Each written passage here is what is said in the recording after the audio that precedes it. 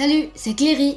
Bienvenue sur ce second épisode de ma chaîne YouTube Nous ce qu'on en dit, où je t'explique le top des trucs à faire à Célestat et dans tout le centre Alsace. Regarde bien toute la vidéo pour découvrir le super jeu concours que je t'ai concocté. Aujourd'hui, j'ai testé Run to the Light, un escape game situé à Colmar. Pour ce test, j'étais accompagné d'Eman et de Jules, deux copains de classe que vous verrez régulièrement sur cette chaîne. Voici Jules. Salut. Et Eman. Salut. Pour savoir ce qu'est un escape game, demandons à Vincent Knob, le gérant du Run to the Light, de nous expliquer. Alors le principe des escape games, c'est vous êtes en groupe de 2 à 6 personnes, vous rentrez dans une salle et puis vous avez 1 heure par exemple pour sortir de la salle en résolvant des énigmes. Découvrons de suite quel est le thème de Run to the Light. Le thème de l'escape game ici, de notre escape game, c'est un chantier abandonné. C'est un chantier en fait qui a pris du retard, qui a fini par être abandonné. Vous avez que des objets en relation avec le thème du chantier pour pouvoir sortir des salles. Le rendez-vous était fixé à 16h30 devant le local de Run to the Light, rue d'Alspar à Colmar. Après quelques minutes d'explications et de consignes, nous avons enfilé un équipement de chantier avec un gilet jaune, des torches lumineuses et un casque, ce qui nous a tout de suite mis dans l'ambiance. Puis, direction la rue pour nous diriger vers la porte d'entrée de l'escape game située juste à côté. Nous descendons quelques marches et pouvons enfin pénétrer dans la pièce secrète plongée dans l'obscurité. Pour ne pas vous gâcher la surprise et casser le principe d'un escape game, bien évidemment, nous ne dévoilerons pas ici le contenu de la pièce ni les énigmes à résoudre. Nous vous laissons tout découvrir lors de votre participation. Sache juste que nous avons réussi à sortir juste à temps au bout de 51 minutes exactement.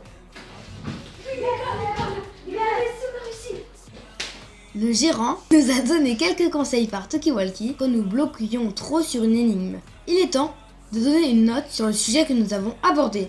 On te laisse redécouvrir à l'écran l'échelle des notes. Honneur aux invités. Jules, c'est toi qui commences. Je donne un 9,3 sur 10. Nous avons passé une super après-midi.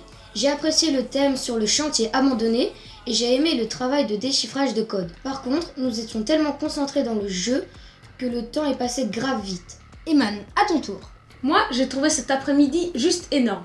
Je donne à cet escape game la note de 8,7 sur 10.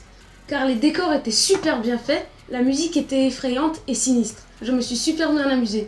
Je le recommande à tout le monde. Quant à moi, je donne un 8,6 sur 10. On a passé une après-midi de folie, de réflexion et de blagues. Le matériel à utiliser est parfaitement adapté au thème. L'immersion dans le jeu est totale. Dommage que ça ne dure pas plus longtemps et que ce soit un petit peu cher, mais ça c'est le lot de tous les escape games. Passons au verdict. Ceci nous fait une moyenne de 8,87 sur 10. Ce qui veut dire que nous sommes tout proches des 9 sur 10 qui signifie presque parfait. Positionnons cette note sur le tableau des résultats. Nous sommes légèrement mieux placés que Solon Bay que nous avons testé la dernière fois. Pour tout savoir sur Run to the Light, retrouvez le lien de son site web et de sa page Facebook dans la description de la vidéo. Je laisse le gérant t'indiquer quelques petites informations pratiques. On est à Colmar, en plein centre-ville, à côté de la Fnac, c'est rue d'Alspar. On n'est ouvert que le week-end. On a ouvert en juin 2017. Pour les personnes de moins de 16 ans, on essaye de rendre obligatoire la présence d'un adulte. Rien que pour la difficulté des énigmes, c'est mieux d'être accompagné d'un adulte. L'âge minimum, il n'y a rien qui est obligatoire, mais on préfère dire qu'en dessous de 10 ans, c'est pas recommandé. Le taux de réussite, c'est à peu près 35% depuis qu'on a ouvert. Ça varie grandement en fonction du nombre de personnes dans le groupe. À combien faut-il venir pour avoir le plus de chances de réussir? Alors je dirais 4 personnes, 4 ou 5 personnes, c'est le plus facile. 2 personnes, c'est très difficile. 6, ça peut être un peu trop parce que tout le monde donne des idées un peu farfelues parfois. Contrairement à ce qu'on peut penser, les débutants réussissent mieux ici que les confirmés. Rajoutons juste que le prix varie de 22 à 30 € par personne en fonction du nombre de participants et que mon père a participé avec nous vu que nous avions moins de 16 ans. Il nous a d'ailleurs bien aidés. Il est enfin temps de parler du grand concours que nous avons organisé. Run to the Light offre 2 entrées gratuites à la personne que nous tirons au sort parmi celles qui nous auront aidé à faire circuler cette vidéo ou à nous faire connaître. Plusieurs possibilités sont prises en compte, comme s'abonner à notre chaîne YouTube ou à notre page Facebook, liker la vidéo ou notre post Facebook relatif à ce concours.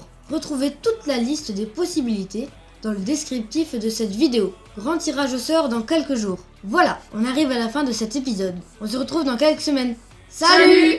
N'oublie pas d'aimer et de partager la vidéo. Et surtout, abonne-toi à la chaîne pour ne pas louper le prochain épisode.